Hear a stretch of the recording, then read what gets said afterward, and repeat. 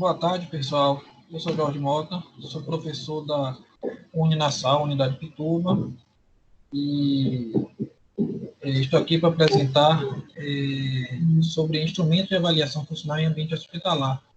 Na realidade, falar um pouquinho sobre o tema, né? Primeiro, eu queria agradecer a oportunidade de estar aqui falando para vocês e queria também agradecer a todos que puderam, né, fazer com que isso se tornasse uma realidade. Então, vamos, né, tentar fazer uma apresentação que seja bastante útil para o nosso aprendizado, para a nossa condução. E longe de tentar ser uma apresentação que seja definitiva, o intuito inicial é fazer com que essa apresentação ela seja uma apresentação que suscite em nós algumas dúvidas, algumas ideias, né? Alguns movimentos de mudança na nossa prática assistencial, na nossa prática clínica da fisioterapia, tá bom?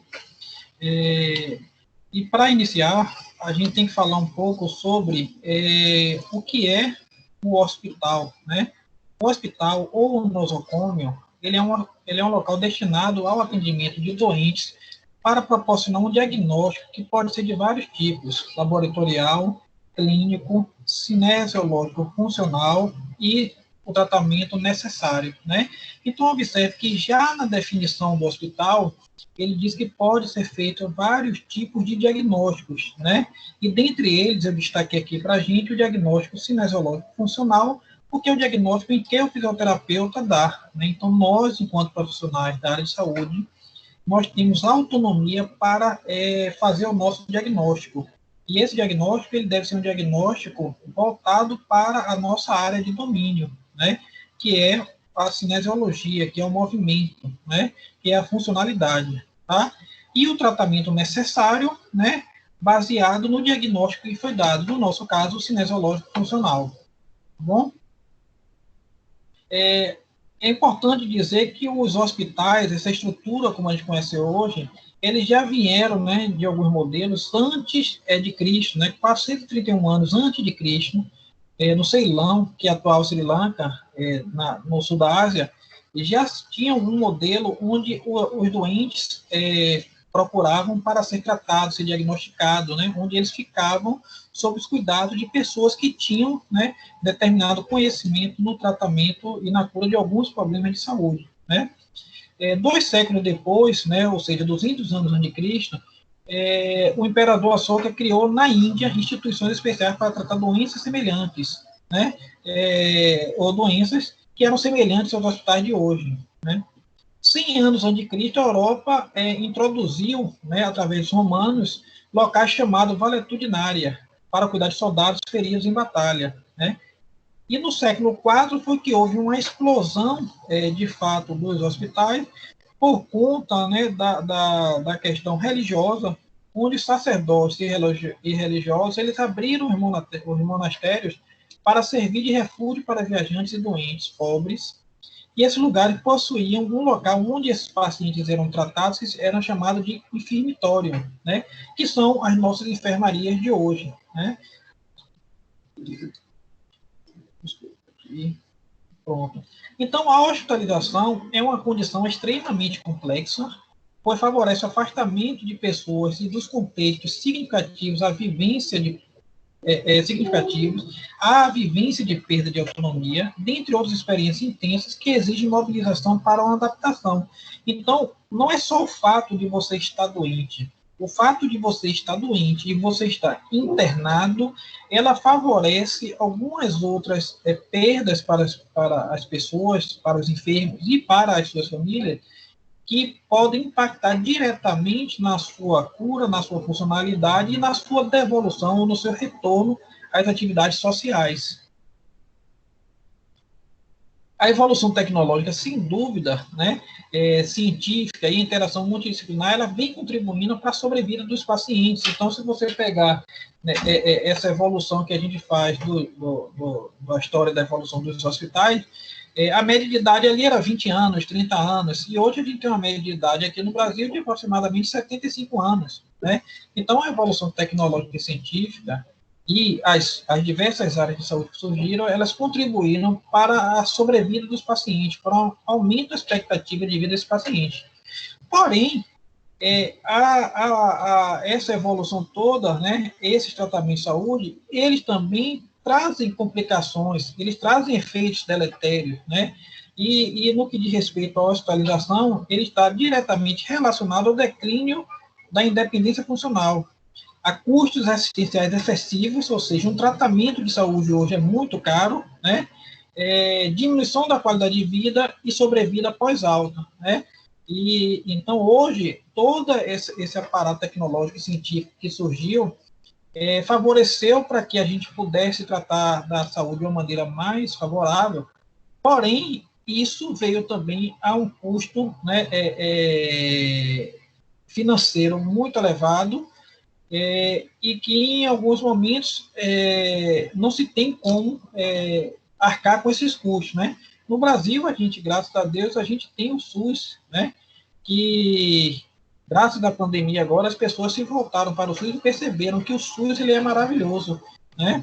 Ele precisa só da atenção devida para que ele continue servindo cada vez mais a população, mas se não fosse pelo SUS, essa evolução tecnológica científica talvez não tivesse como se amparar só nos recursos particulares, as pessoas pagarem por esse tratamento, talvez não fosse viável, né? A hospitalização prolongada, ele é um dos problemas que mais afeta o sistema de saúde, né? Então, eu tenho lá os meus hospitais, os meus leitos de hospitais, que é para tratar os pacientes agudos e eles serem devolvidos para a sociedade, voltarem para suas casas, para os seus lares, né? Mas, quando ele fica muito tempo, isso afeta o sistema de saúde, não só do ponto de vista de custos financeiros, mas também do ponto de vista de oferta de leitos para outras pessoas. E há também uma redução da qualidade de assistência, né, quando ele fica mais tempo lá, porque o tratamento agudo dele foi feito e a parte crônica está mais relacionada a complicações pós-internação, né? Mas ainda existem atrasos nas aulas hospitalares, por diversos casos.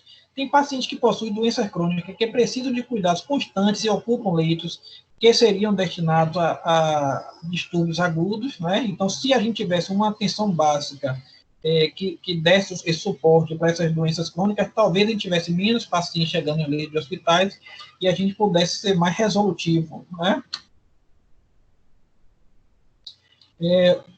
Então, a hospitalização prolongada, ela está diretamente relacionada à fraqueza muscular, ao descondicionamento físico, que afetam pacientes internados devido ao imobilismo, né? E veja que a questão do imobilismo, ele é uma coisa que a pessoa, quando tinha algum acometimento de saúde, a primeira orientação era repouso. Essa pessoa deveria estar de repouso, ela deveria ficar de repouso até que obtivesse a cura, né?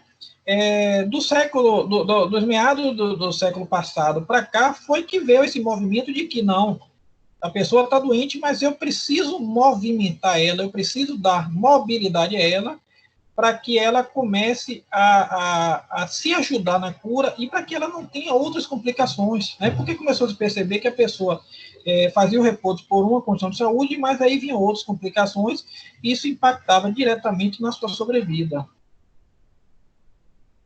Então, é sabido que nos primeiros 7 dias de restrição ao leito pode ocorrer 30% de diminuição da força muscular e 20% adicionais a cada semana subsequente, né? E isso estou falando só de força muscular, né? Porque eu poderia aqui também estar falando de, por exemplo, o risco de fazer tromboembolia venosa, né? A famosa TEV, né?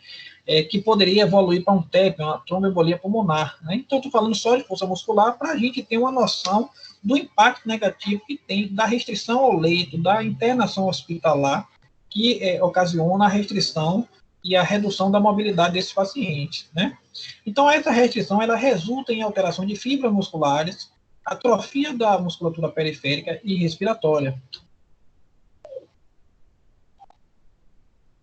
Mas os recentes avanços da medicina, ela tem proporcionado aos pacientes diagnósticos mais precisos e uma cura mais rápida com menor tempo de hospitalização. Então, hoje, né, na ciência, o que é que a gente busca? É curar a pessoa, né, ou tratar a pessoa da maneira mais eficaz possível, mas de uma maneira eficiente, né? Ou seja, com os menores custos, e que também resulte em melhora da qualidade de vida dessa pessoa, melhora da sobrevida e melhora da qualidade de vida dessa pessoa. Então, eficácia, eficiência e efetividade, que é esse último que eu falei, né? Que a efetividade é a melhora da qualidade de vida e a melhora, o aumento do número de anos vividos por essa pessoa. Então, a gente busca isso, né, no tratamento de saúde.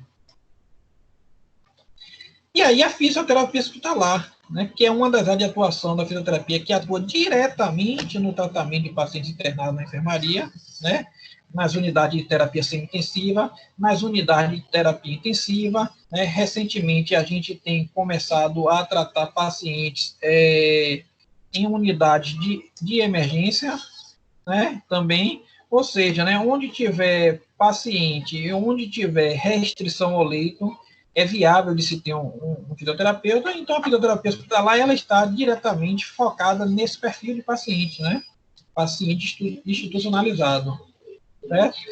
Então, são os objetivos da fisioterapia hospitalar: tratar e prevenir atrofias musculares, contraturas e deformidades, linfedemas, úlceras de decúbito, complicações respiratórias, né?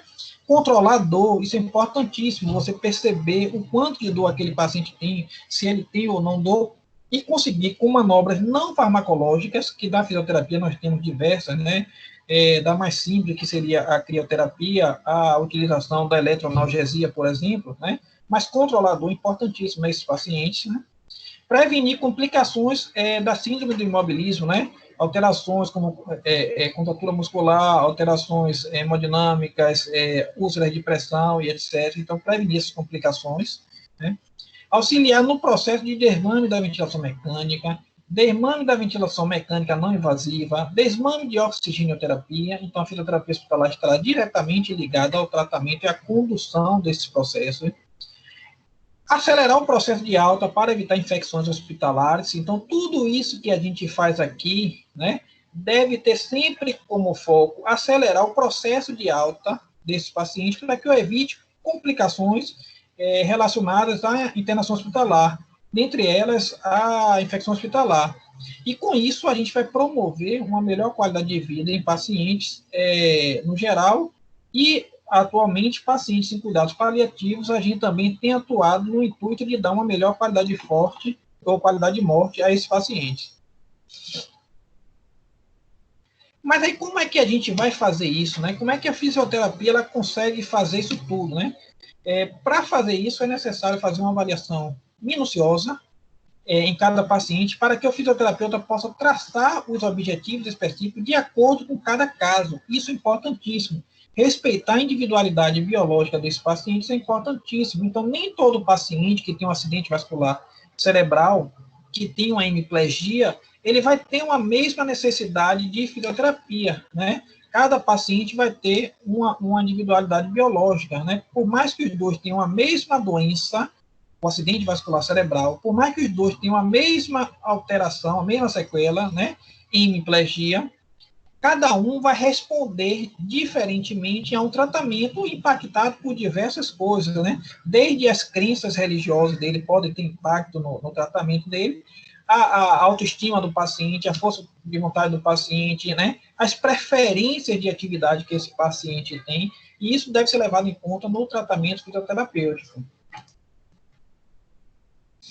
Então, a avaliação fisioterapêutica ela tem um diferencial, né, da avaliação médica, pois enquanto o médico faz uma anamnese com base em um modelo anatômico e patológico, é na avaliação fisioterapêutica que o profissional terá a capacidade de traçar um protocolo de tratamento do paciente. A gente vai verificar o seu estado físico atual, as atividades desempenhadas cotidianamente por esse paciente, o que é que ele faz, o que é que ele fazia antes de estar internado agora, nesse momento, né? E aí a gente vai avaliar a necessidade de tratamento desse paciente. Então é importantíssimo saber como ele era antes da internação, como ele está agora, né, que foi internado, que foi acometido por alguma doença, por alguma patologia, né? E aí eu vou prever essa necessidade de tratamento para esse paciente. Então, a finalidade da avaliação deve ser de compreender completa e claramente os problemas do paciente e a base física dos sintomas que levaram o paciente a se queixar, né? Então, no nosso caso, do fisioterapeuta, a gente vai ouvir do paciente, ó, eu tenho uma hemiplegia, eu não consigo me virar na cama, eu não consigo rolar, eu não consigo sentar. A gente vai ouvir essa queixa funcional, né, cinesiológico funcional desse paciente, e a partir dessa queixa cinesiológica funcional do paciente, a gente vai começar a traçar planos para ele, né? Então, o raciocínio clínico, né, da avaliação fisioterapêutica, que não diferente do raciocínio clínico para outras avaliações, né? A gente vai ter uma avaliação desse paciente, né? Vai coletar o histórico desse paciente e aí a gente vai identificar quais são os prejuízos e sequelas que aquela condição de saúde trouxe para ele naquele momento. Ótimo. E a partir disso eu vou chegar e vou avaliar quais são as repercussões funcionais desses prejuízos ou sequelas que essa doença trouxe para o meu paciente. Então, o raciocínio clínico deve se partir daí. Eu sempre venho coletar o histórico desse paciente, avaliar o paciente, identificar as sequelas e os prejuízos que aquilo trouxe para ele. E, a partir daí, eu vou observar as repercussões funcionais que aquelas sequelas trouxeram para o meu paciente. A gente pode utilizar o modelo dinâmico da CIF, né, que é a Classificação Internacional de Funcionalidade, né, que tem, né, no seu escopo a avaliação cinesiológica e funcional, né, ou seja, a avaliação dos movimentos na funcionalidade, onde ela traz que eu tenho lá um estado de saúde, ou meu distúrbio, ou doença, né, e eu vou avaliar as funções e estruturas do corpo, as atividades que aquela pessoa consegue realizar com essa alteração, com essa nova realidade dele, e com essa nova realidade dele, qual é a participação social que esse meu indivíduo, esse meu paciente tem, né? E a partir daí eu vou observar fatores ambientais e fatores pessoais para que eu possa definir, né, o que eu quero, o que eu vou buscar para esse paciente meu.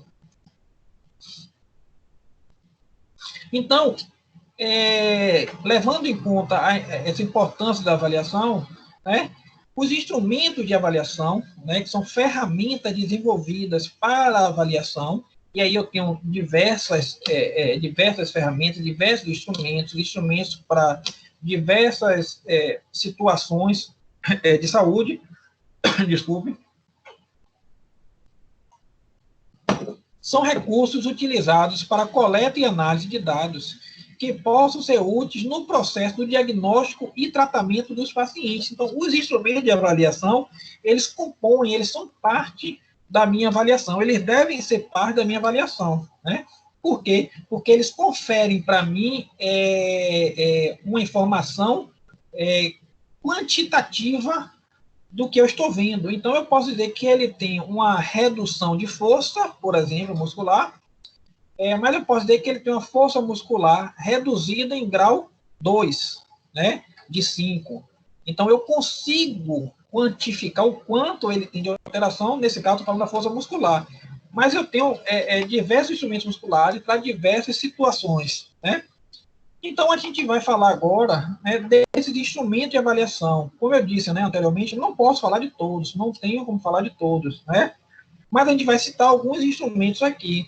Alguns desses instrumentos, inclusive, eles foram desenvolvidos e validados para utilização ambulatorial, né, extra-hospitalar. Mas, com a área da fisioterapia hospitalar, ela é mais recente, a gente começou a adaptar alguns desses instrumentos para utilização no ambiente hospitalar, né? E é importantíssima a utilização desses instrumentos. E a gente também começou a desenvolver alguns instrumentos específicos para a avaliação em ambiente hospitalar, e isso vem crescendo bastante. Então, são escalas de avaliação, né? Esses instrumentos, eles são escalas ou scores de avaliação, né, que fazem um acompanhamento no curso da doença. Ele auxilia na elaboração de um plano de reabilitação a partir do que aquela escala do que aquele score me gera, né? E ele vai avaliar a eficácia de um tratamento. Ora, se ele tinha força muscular grau 2, né, ou seja, reduzida a grau 2, e hoje, né, depois que eu iniciei o tratamento, ele tem uma força muscular ainda reduzida, mas agora é grau 3, eu consigo dizer que ele está ganhando, né, força muscular, que o meu tratamento está sendo efetivo. Então, isso é importantíssimo, avaliar a eficácia de um tratamento, né? Ela pode ser quantitativa e pode ser qualitativa, né? Aí a gente poderia chamar a atenção, por exemplo, para a escala as escalas do tipo Likert, desculpe, né? Que elas conseguem avaliar de uma maneira qualitativa as impressões do avaliador ou do paciente, né? Ela produz resultados precisos, consistentes e reproduzíveis, né? E são uma análise complementar ao que a gente já faz de avaliação, né, no geral, né? Então, é importantíssima a utilização dessas escalas, desses scores. A dimensão do estado funcional, ela é central para a avaliação fisioterapêutica, né? Óbvio, né? Então, o fisioterapeuta, ele tem que saber como é que está o estado funcional e a funcionalidade dessa pessoa, para que eu possa, a partir daí, usar, né, do meu conhecimento, da minha área, né, de atuação, o que eu posso fazer para ajudar esse paciente, né? Os instrumentos que avaliam, eles são variáveis e com objetivos diversos, né?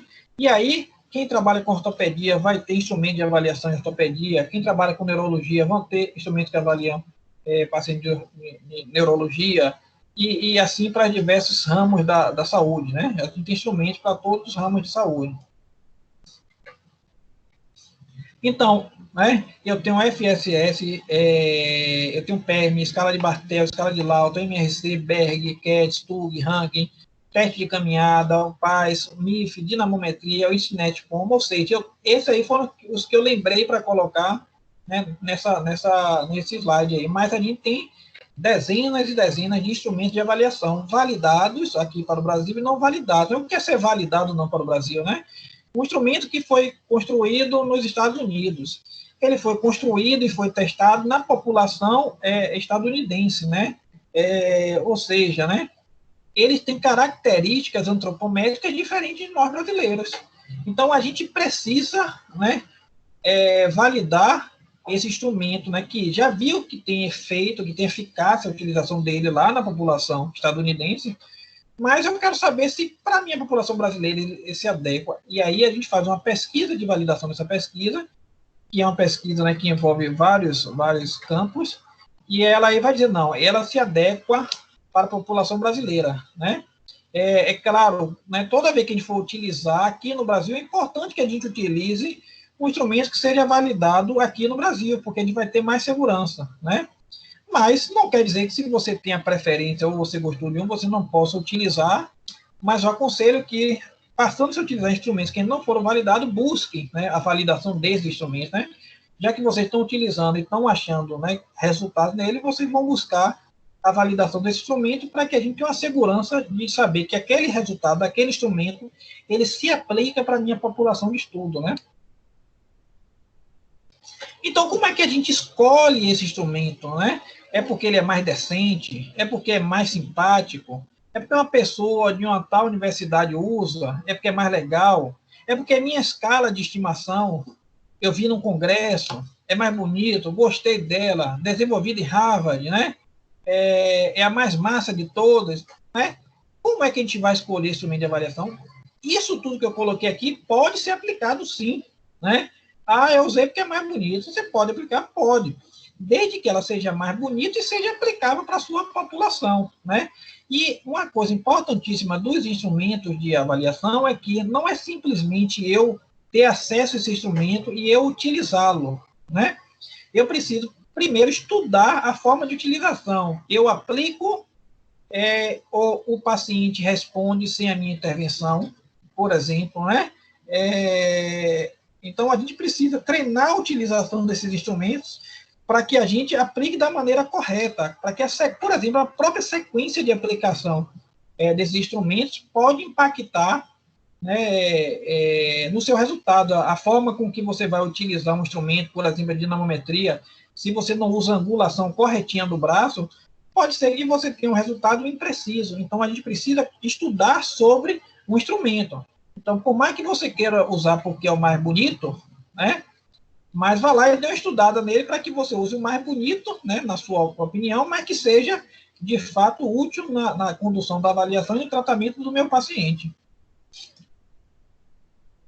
Então, podem ser utilizados como medida de saúde em geral ou específica, servir como instrumento de pesquisa, triagem ou avaliação clínica, medir grau de dependências mais grave e até incapacidade para funções físicas e sociais, né? Importantíssimo.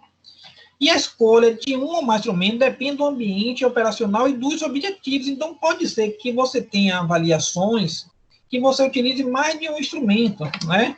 Então, por exemplo, eu trabalho em uma determinada instituição em que a gente faz uma classificação funcional dos pacientes e a gente atende por essa classificação funcional, né?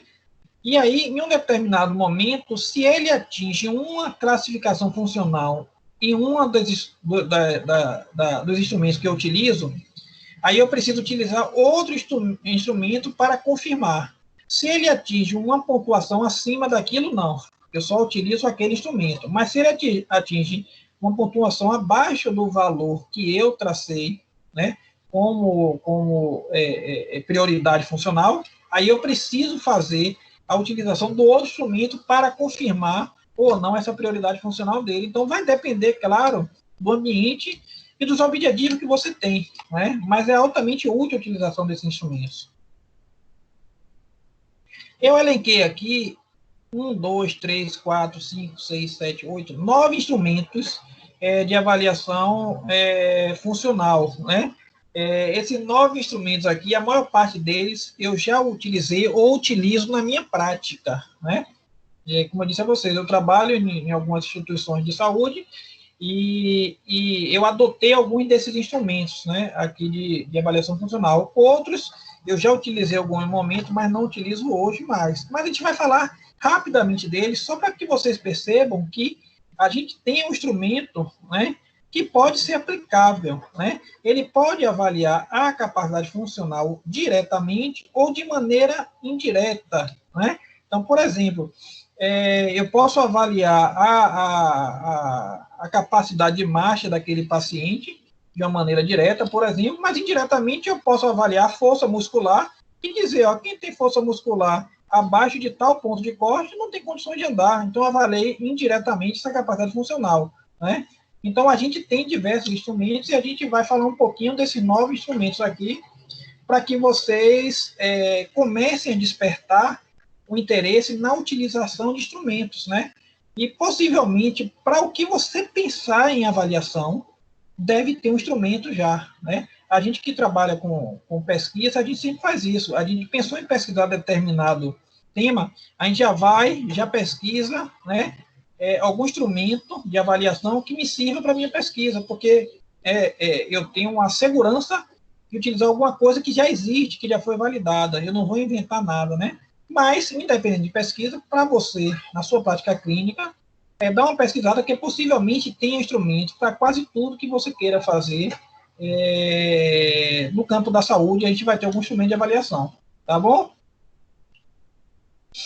Então, a gente vai falar agora da medida de independência funcional, a MIF, né?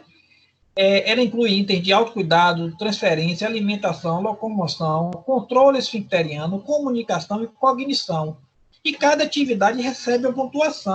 Esse é um dos instrumentos que foi validado inicialmente em idosos, né, em ambiente extra-hospitalar, né, não foi para o hospital, mas que vem sendo utilizado em ambiente hospitalar. Então, em um hospital que eu trabalhei uns anos atrás, a gente inseriu a MIF como instrumento de avaliação, né, por conta do perfil de paciente que a gente tinha.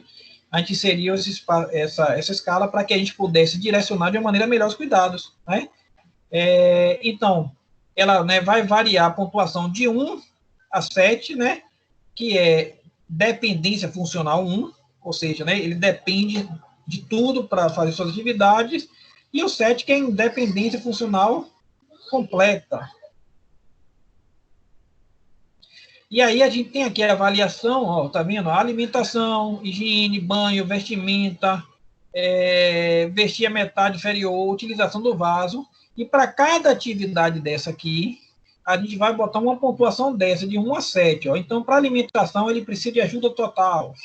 Né? Para higiene pessoal, ele precisa de ajuda máxima. E aí a gente vai dando a pontuação. E essa pontuação, ela vai gerar um score para a gente, né? E esse score, ele vai dizer para mim, ó, ele tem uma dependência completa, ou ele tem uma independência completa modificada, mas ele é independente, né? Então, o score da MIF, ele é dado pela soma dos scores de cada dimensão, né? E pode variar de 18 a 26 pontos. 18, o cara tem dependência completa, ou seja, ele depende de ajuda para tudo. E o 126 é um cara que tem independência completa, ele faz tudo sozinho, não precisa de ninguém para nada, certo? E aí, esses níveis são classificados de acordo com esse score, né? 18, dependência completa. 19 a 60, dependência modificada com necessidade de assistência de até 50% para as tarefas de vida diária dele, né? De 61 a 103, ele tem uma dependência modificada, né, com assistência de 25% das tarefas. E de 104 a 126, ele tem uma independência completa ou modificada, alguma alteraçãozinha, mas que não impacta nos cuidados dele, ele consegue se virar, né? Então, ele adapta um pouquinho para poder segurar um garfo, mas ele segura o garfo sozinho, não sei que ninguém faça para ele. Então, ele tem uma independência modificada, mas é independência, tá bom?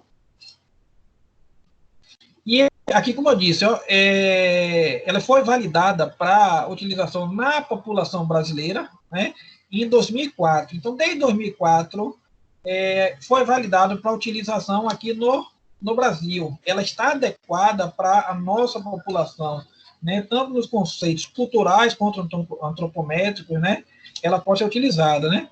E os resultados desse estudo permitiram afirmar que a versão brasileira da MIF resultou no instrumento válido, pois pacientes com maior comprometimento motor apresentaram valores menor de independência nos seus itens motores, né, cognitivo, etc. Ou seja, né, então, quanto maior a alteração motora, maior era a dependência desse paciente ou dessa pessoa que foi avaliado. Então, foi validado em 2004 e ainda hoje é pouco utilizado, precisamos utilizar mais, né? Outro dispositivo, né? Outro equipamento, né? Que a gente pode utilizar como instrumento de avaliação, que é bastante utilizado em ambiente hospitalar. Então, eu utilizo, inclusive, em uma das instituições que eu trabalho atualmente, a dinamometria, né? Que é a mensuração da força da pressão palmar por meio, né, de um dispositivo chamado dinamômetro. Ó, deixa eu só corrigir uma coisa. A dinamometria, ela tem para diversos segmentos corporais, né? Eu tenho dinamometria para membros inferiores, por exemplo, né? Mas, nesse caso, a dinamometria que eu vou mostrar aqui para vocês é a que mensura a força de pressão palmar, né? Jorge, mas por que você não utiliza a dinamometria para os outros segmentos? Porque na minha prática clínica, e eu vou mostrar para vocês aqui daqui a pouco, a pressão palmar me contempla no meu objetivo. Ela me dá a informação que eu preciso. Mas se eu precisasse mensurar os outros segmentos corporais, com certeza eu utilizaria a dinamometria de outros segmentos corporais, né? Então, ó, o que eu disse a vocês. Então, a força de pressão manual, através da dinamometria, e a capacidade funcional pós-acidente vascular cerebral, né? Já existem estudos mostrando a relação entre a força de pressão, né, manual, né, pela dinamometria, e a capacidade funcional em pacientes de AVC, né? Eu tenho também, ó, esse artigo aqui, publicado aqui na revista de uma faculdade aqui de Salvador, ele avalia força de pressão manual como indicador de funcionalidade em idosos, né? Ou seja, eu consigo avaliar, predizer a funcionalidade dos idosos apenas com a mensuração da sua força de pressão palmar pela dinamometria, né? Então, eu utilizo hoje na minha prática, por isso, eu tenho pacientes internados em unidades hospitalares e que eu faço a força de pressão manual com a dinamometria e eu consigo predizer quem precisa mais ou menos da intervenção fisioterapêutica. Né? Então, é esse dispositivo aqui, ó, bem simples, né?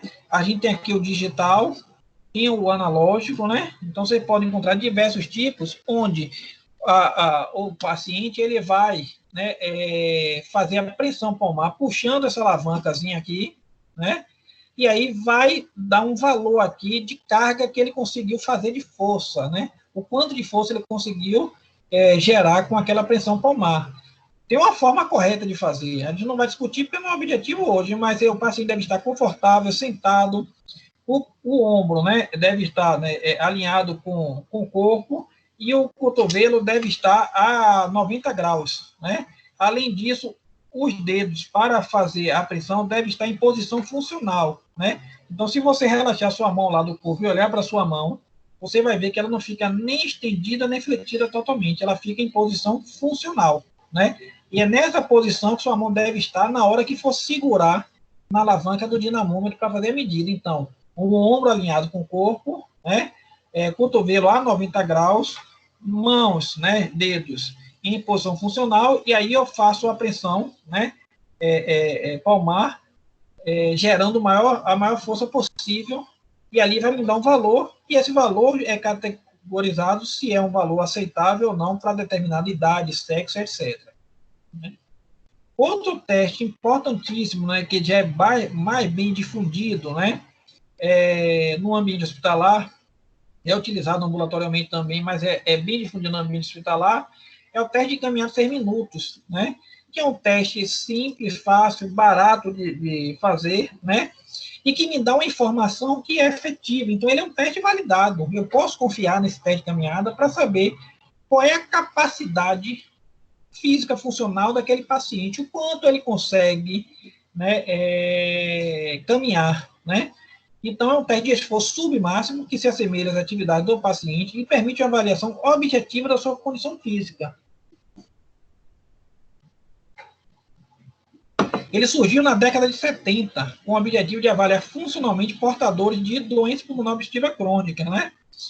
Pela facilidade de execução, baixo custo, ele passou então a ser utilizado em outras situações clínicas, como cardiomiopatia dilatada, e na década de 80 foi aplicado na insuficiência cardíaca. E foi na insuficiência cardíaca que ele teve uma pesquisa que fez com que a gente voltasse os olhos para o teste de caminhada de 6 minutos. Por quê? Porque o autor avaliou uma quantidade de pacientes com insuficiência cardíaca e ele viu que os pacientes que andavam abaixo de uma determinada distância morriam mais de um período de 1 ano. Então, ele passou a ser utilizado como marcador prognóstico. Andou menos, vai morrer mais de 1 ano. Né? É claro que não é assim. Né? Então, se eu sei que quem andou menos vai morrer mais de 1 ano, eu dou, né, uma atenção especial a esse paciente que andou menos para que ele consiga melhorar a capacidade funcional dele para que ele não morra em 1 ano. Né? Mas é importantíssimo esse teste, né? E bastante utilizado. Aqui em Salvador, acho que quase todos os hospitais utilizam ele, né, no ambiente hospitalar. A linha de partida que marca o início e o final de cada volta deve ser marcada no chão, né? O comprimento do corredor, os estudos mostram que deve ser 30 metros, né? Porém, alguns estudos já fazem de 20 a 50 metros, aí pode variar. Né? Existem os guidelines, tanto sul-americano quanto o guideline da Sociedade Americana de Tórax, quanto o guideline europeu, que né, determinam qual é a distância que ele ideal para ser utilizado, mas o que a gente sabe quanto menor for esse corredor, pior pode ser o resultado. Por quê? Porque o paciente vai ter que estar mudando de direção o tempo todo. E ao mudar de direção, né, para fazer a volta no corredor, ele perde em velocidade, né? Então, corredores muito pequenos não devem ser utilizados. E isso é uma dificuldade. Por exemplo, né, eu utilizar dentro de um UTI. Né? Eu tenho UTIs que tem corredores, né, que podem chegar aí a 20 metros, mas boa parte das UTIs não tem esses corredores. E aí eu não faço teste de caminhada de 6 minutos.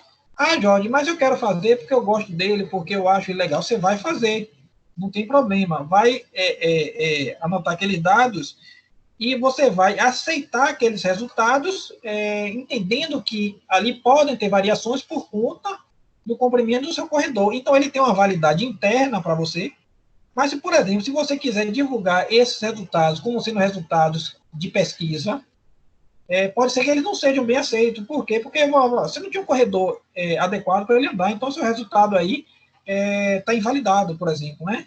Então você tem que avaliar. Existem outros testes que você pode utilizar que terão os mesmos efeitos, ou efeitos parecidos com teste de caminhada, e que estão adaptados para locais onde eu não tenho esses corredores maiores, tá bom?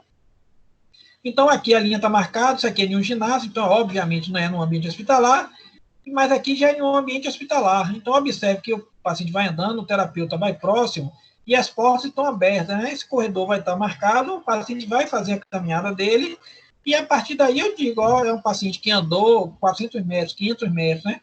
Mas quantos metros esse paciente tem que andar, né? O máximo possível em 6 minutos, né? Jorge, mas ele andou 2 minutos e sentou, cansou, e aí eu mantenho o relógio, né, correndo até chegar aos 6 minutos. Ele pode parar e retornar a andar, ou ele pode parar e não fazer mais, e a distância que vai ser computada é aquela distância no momento em que ele parou. Então, se ele, dos 6 minutos, só andou 1 minuto, e nesse 1 minuto andou 10 metros, o teste de caminhada de 6 minutos desse paciente é de 10 metros. Pronto, né? Da próxima vez, ele vai ter que andar um pouquinho mais. Né? Então, a gente tem, né, um artigo, né, alguns artigos, eu trouxe aqui um exemplo de um, que ele traz valor de referência para adultos saudáveis, né, onde ele traz aqui ó, a distância máxima de 566 para homens e 538 para mulheres, né, que não é uma diferença significativamente estatística significativa, né, ou seja, não difere, né. Então, vamos botar aqui a distância média vai ser 550 para homens e mulheres, né.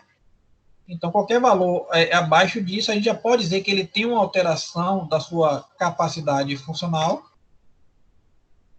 E segundo esses autores aqui, Moreira, Scherer, as seguintes equações determinam o nível de distância caminhada prevista para cada teste realizado para o paciente. Ou seja, antes de fazer o teste, eu já posso utilizar essas equações aqui e dizer, ó, eu preciso que ele ande 400 metros. Se ele andou menos, quer dizer que ele tem uma alteração, ou que ele pode ter uma alteração, né? Se ele andou mais, quer dizer que ele está bem, né? É claro que aí você vai ter lá os valores, né? De 400 andou 410, ou 400 andou 390, né? Não são distâncias muito grandes, né? Mas eu tenho como predizer o quanto ele vai andar. Se andou menos do que isso, tem alguma alteração que eu preciso avaliar, tá bom? E a partir desse cálculo, né, da distância que o cara andou, né, Guimarães e Barreto, em 2005, eles definiram em níveis. Né? Então, eu tenho o nível 1, que é o cara que anda menos de 300 metros, eu tenho o nível 2, que é de 300 a 375 metros, o nível 3, que é de 376 a 450 metros, e o nível 4, que é de maior do que 450 metros. O que eu quero dizer é que ele é crescente, onde quanto maior o nível, melhor a capacidade funcional do meu paciente, né? Da pessoa que eu estou avaliando, né? Então, a pessoa que tem o nível 1, andou menos de 300 metros, vai morrer mais em um ano, por exemplo, né? Como eu falei do estudo que avaliou pacientes cardiopatas, né? Então, o cara que andou menos de 300 metros é um cara que já tem uma alteração aí importante, tá bom?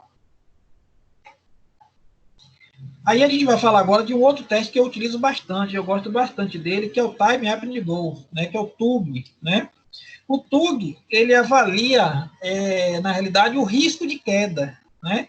E isso é importantíssimo para a gente, porque quem trabalha em hospital, em ambiente hospitalar, ele tem que estar atento para os eventos, eventos sentinelas, né? Ou seja, eventos em que a gente pode prever e prevenir, desculpa. E o time, né, o TUG, ele serve a isso, né? Ele é importante para avaliar esse risco de queda. Então, uma grande preocupação no ambiente hospitalar é o alto risco de queda nesse perfil de paciente, né? Um paciente que está hospitalizado, né? Então, imagine, o cara internou porque estava com uma apendicite, alguma infecção, e aí foi levantar para ir no banheiro, ou foi levantar para alguma coisa, caiu da cama, bateu a cabeça e fez um traumatismo craniano, né? A gente tem que prever isso, né? A gente tem como prever, né? É claro que não é 100%, né? Tem um cara que não vai ter alteração e que vai fazer alguma alteração momentânea ali, pode cair, pode. Mas a gente tem como prevenir bastante isso, né? Então, é um instrumento que eu utilizo bastante na minha prática, né? Ele busca identificar o risco e avaliar a efetividade do tratamento e prevenção, né? E é realizado por profissionais de diversas áreas, né? Então, por exemplo, né, em uma das instituições que eu trabalho, antes de dar alta a um determinado perfil de paciente, a gente faz o TUG e avalia o risco de queda desse paciente. Ou, por exemplo, né, um perfil de paciente que é cirúrgico, eu quero saber se ele já pode estar levantando da cama. Então, essa primeira avaliação ela é feita pelo fisioterapeuta, nessa instituição que eu trabalho, não quer dizer que obrigatoriamente tem que ser fisioterapeuta, e a gente faz o TUG e diz, o TUG dele mostrou que ele tem baixo risco para queda, então ele pode sair da cama sem problemas. Então, a gente dá esse aval, né?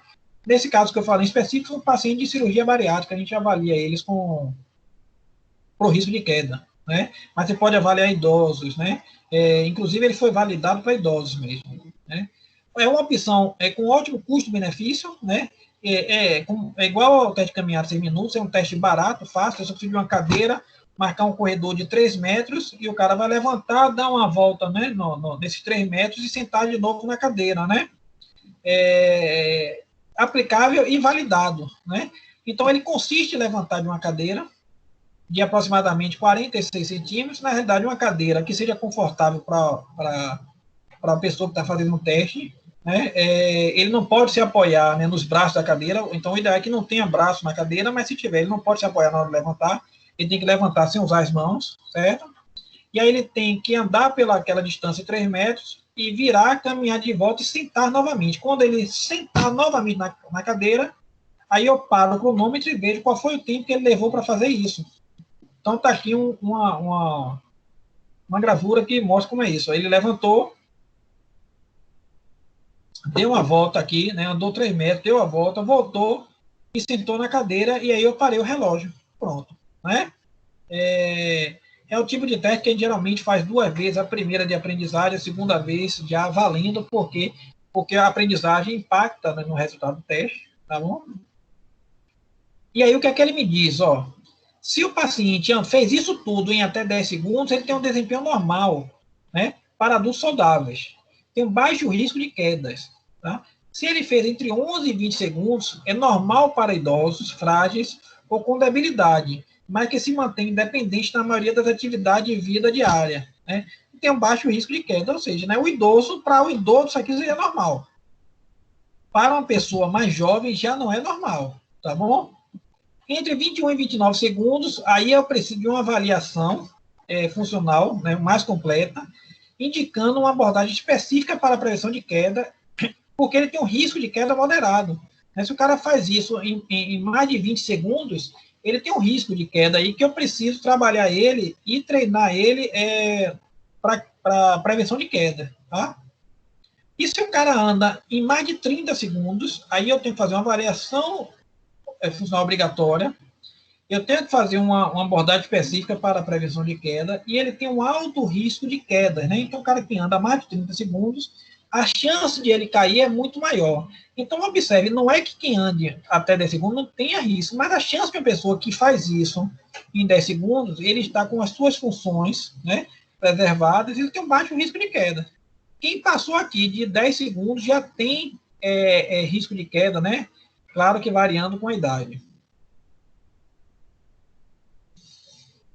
E aí, tá vendo? Ele é muito utilizado para avaliar risco de queda em idosos, né? É utilizado em comunidades, né?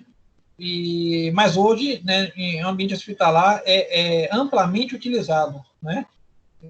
Então, é uma ferramenta importantíssima para quem for trabalhar em ambiente hospitalar. que eu acho que o time ele se adequa a diversas realidades.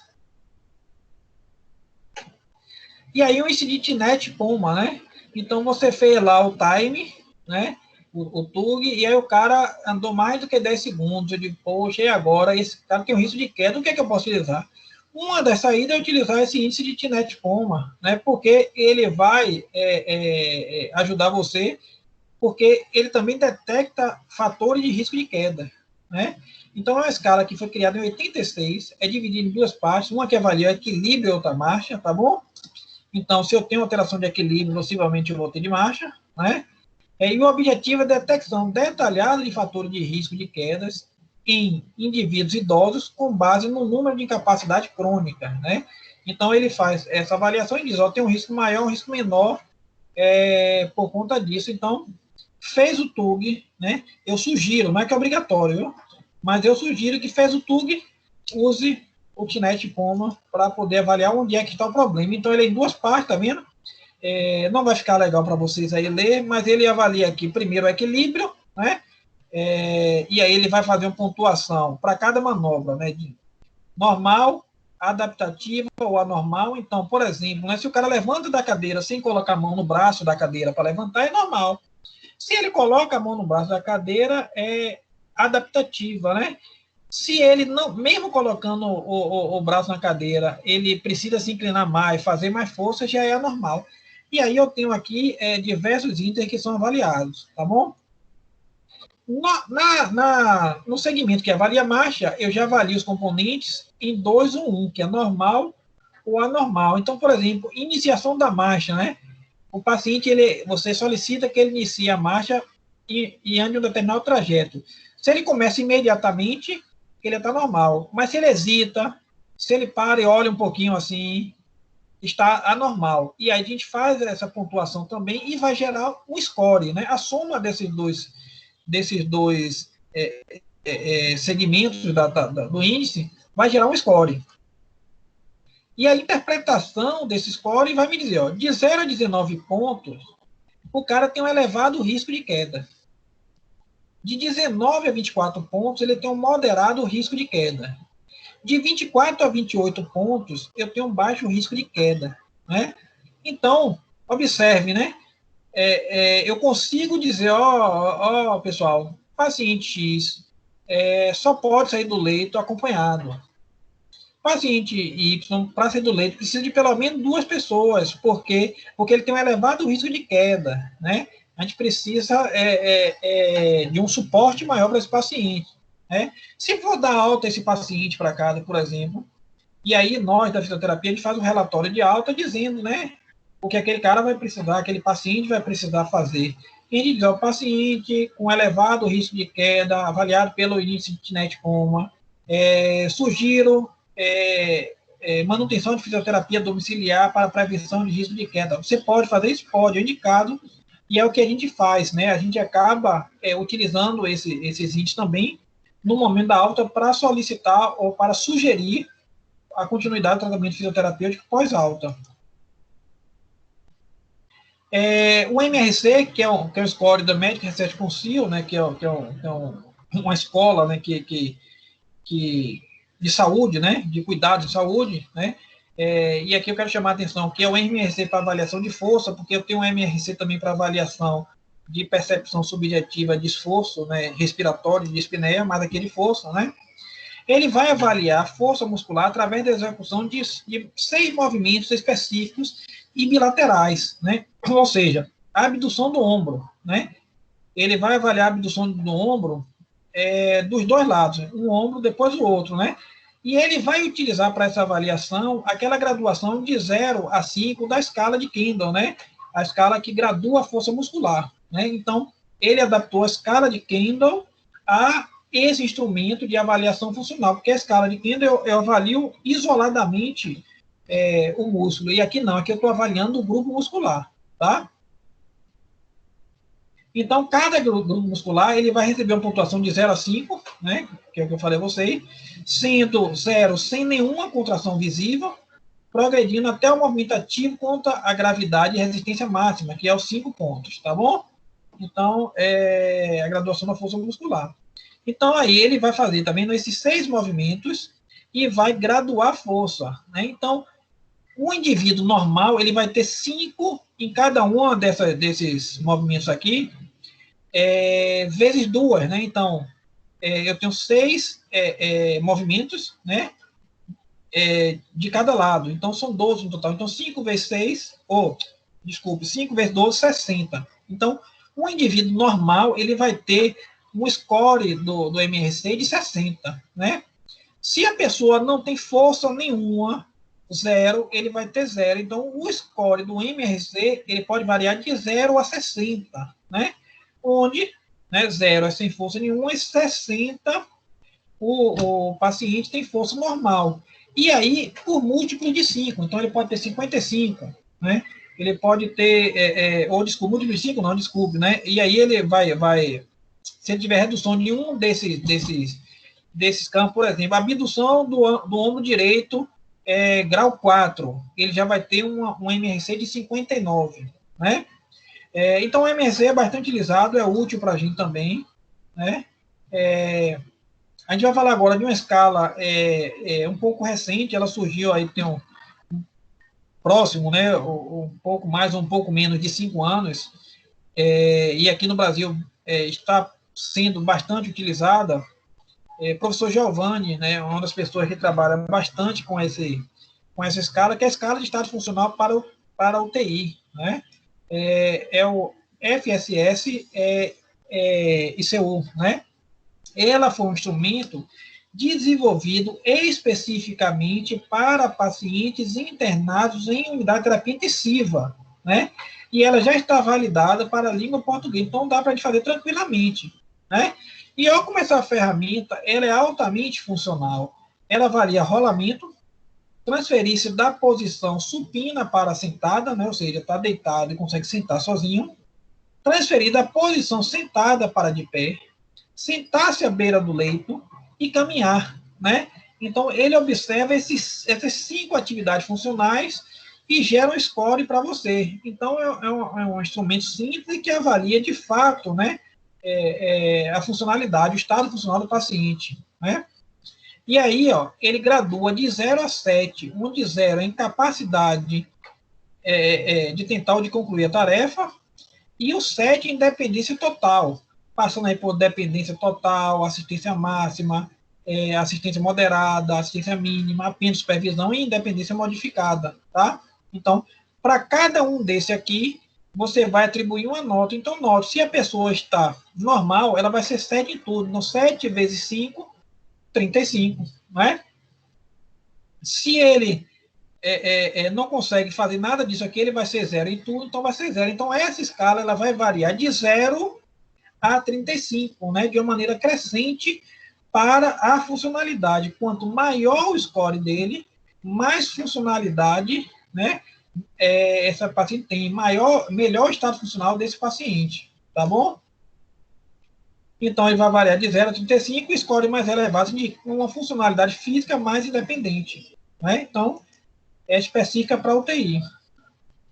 Outra escala, né, que eu utilizo bastante, que é a escala de Rankin, que é bem simples, vocês vão ver aí. Desculpa, foi validado para pacientes com acidente vascular cerebral, mas já é bem difundido na utilização em outros perfis de paciente, pela sua facilidade e simplicidade de fazer, né? Então, a escala de Rankin foi desenvolvida em 57 por Rankin, né? Com o objetivo de mensurar o grau de incapacidade e dependência nas atividades da vida diária em pacientes acometidos por AVC. E a escala original é dividida em 6 graus, onde o grau 0 corresponde a indivíduos sem sintomas, né, ou incapacidade, e o grau 5, indivíduos com incapacidade grave, restrito ao leito, à cadeira e geralmente incontinente. É aquele paciente que faz tudo na cama, precisa de uma pessoa para dar comida, para trocar fralda. Esse paciente é o rank 5, então ele é crescente para a incapacidade. Quanto maior for o score, mais dependente essa pessoa é, né? E aí houve uma adaptação para a inclusão do grau 6, né? Que corresponde à morte. Então, o paciente que for quantificado com Ranking 6 é um paciente que foi ou irá a óbito, né? Um paciente que não tem perspectiva do ponto de vista funcional. Ela é de rápida e fácil aplicação e apresenta uma confiança entre a avaliação substancial, o que indica uma confiabilidade clinicamente satisfatória, não sendo relatada dificuldade para sua aplicação, porque ela é assim, zero, né? Faz todas as atividades sem supervisão. Tem uma pequena alteração, mas consegue realizar a marcha sem supervisão. 2, tem uma discreta alteração, mas realiza a atividade sem supervisão. 3, tem uma alteração para a marcha, mas consegue, utilizando um auxiliar de marcha, um andador, uma bengala, uma moleta, andar sem supervisão ou sem ajuda de ninguém. 4 é o cara que precisa da ajuda de alguém para fazer alguma coisa, né, para andar, né? E o 5 é o cara que precisa de tudo, né? Ele não consegue fazer nada sozinho. E por último, né, mas não menos importante, a escala de Bartel, né? Eu intencionalmente deixei a escala de Bartel aqui por fim, por quê? Porque com a evolução, né, com o surgimento de diversos instrumentos de avaliação, a escala de Bartel ela passou a ser um pouco esquecida por nós, né? Mas dentre todos os instrumentos de avaliação funcional que nós já utilizamos, o Bartel talvez tenha sido assim mais utilizado por um grande período, né? Então, a escala de Bartel, ou índice de Bartel, também é chamado assim, é um instrumento amplamente usado no mundo para avaliação da independência funcional e da mobilidade. Ele diz assim, você tem dependência total, parcial, ou você é independente, né? Ele gera um score que consegue dizer isso, né? É um instrumento que foi validado também, mas foi validado para idosos, né? Então, esse é uma das dificuldades, porque foi validado para idosos, sim, claro. Mas hoje, o envelhecimento da nossa população, a quantidade de idosos que nós temos no ambiente hospitalar é altíssimo. Então, a gente pode utilizar no idoso, né? Podemos utilizar em indivíduos mais jovens também? Podemos sim, não tem problema, a gente pode utilizar, né? Desde que a gente busque, né? Depois tá validando, tá comprovando cientificamente e tá a sua utilidade. Mas é um instrumento fácil de utilizar e bastante útil, né? Eu fiz um trabalho com o Bartel em 2006, onde a gente avaliou o índice de Bartel, né, desses pacientes, e tentou associar esse índice de Bartel com complicações em pacientes internados em uma determinada enfermaria. E a gente viu que os pacientes que eram independentes tinham menos complicações do que os pacientes que tinham dependência parcial ou dependência total, né? Sendo que os que tinham dependência total tinham maior risco para úlcera de decúbito, tromboembolia venosa, dentre outras complicações, pneumonia hospitalar, né? Pneumonia nosocomial. Em 2006 a gente fez trabalho, mas hoje a gente vem perdendo a utilização desse instrumento no ambiente hospitalar, mas ainda pode ser um instrumento bastante utilizado, e eu creio que isso retorne por conta do envelhecimento da população mesmo. Né? Desculpa. Então, a gente tem algumas pesquisas, né, utilizando o Bartel como medidor de prognóstico, né, nesse caso aqui, avaliando o Bartel no momento da alta do hospital, né, para eu prever, será que tinha um Bartel no momento da alta melhor, né, era mais independente, será que ele reinterna menos do que o paciente que tinha um Bartel pior, né? Então, é um instrumento que pode ser utilizado, sim, e é um instrumento bastante fácil de se utilizar. Então, esse aqui é a escala de Bartel, onde ele avalia na alimentação, banho, atividades rotineiras, intestino, sistema urinário, e a cada um ele coloca uma nota aqui, ó, de 0, 5 a 10, banho de 0 a 5. Totaliza em 100, né? Ou seja, você pode ter um Bartel de 0 a 100, onde 0 é dependência completa e 100 é independente, tá bom? Mas ele também tem a sua classificação, né? Ele faz a somatória dessa pontuação, né, como eu disse, varia de 0 a 100, mas se a pontuação tem valores iguais ou superiores a 60, indica a probabilidade positiva de um indivíduo conviver em sociedade. Então, ele tem um Bartel maior do que 60, ó, ele vai conviver em sociedade aí de maneira positiva. Se ele tem um Bartel abaixo de 40, ele já vai ter dificuldade para a vida em sociedade, ele já vai ser uma pessoa que vai precisar de auxílio, de ajuda, ele vai ser uma pessoa com um grau de dependência, tá? Valores inferiores a 20, né, iguais ou menores a 20, indicam um aumento da probabilidade de mortalidade desse paciente. Então, observe, eu vou dar alta a esse paciente, mas o Bartel na alta dele era de 20. Esse paciente tem um risco maior de mortalidade, né? E aí, o que é que a gente vai fazer enquanto fisioterapeuta? Vai sugerir, né, prescrever para ele acompanhamento fisioterapêutico pós-alta, né? Para que a gente mantenha para ele a qualidade ou tente recuperar, né, alguma coisa de funcionalidade daquele paciente para que você dê uma qualidade de vida melhor a ele, né? Então, é uma escala, né, bastante útil, é fácil de ser aplicada e que pode ser utilizada como marcador prognóstico importante, inclusive de mortalidade, tá? Então, pessoal, mais uma vez, agradeço a oportunidade de falar para vocês. E como eu disse no início, a ideia não é dizer para vocês quais instrumentos vocês vão utilizar. A ideia é dizer, temos instrumentos que são instrumentos que podem nos auxiliar, né, na condução dos nossos tratamentos, né, e que nós devemos utilizar, porque só utilizando, né, de ferramentas, né, que sejam, né, cientificamente comprovadas, a gente vai poder validar o que a gente vem fazendo na nossa atuação profissional. Então, os instrumentos de avaliação estão aí para ser utilizados, e a gente precisa utilizar, porque não existe mais espaço na ciência para o empirismo, né?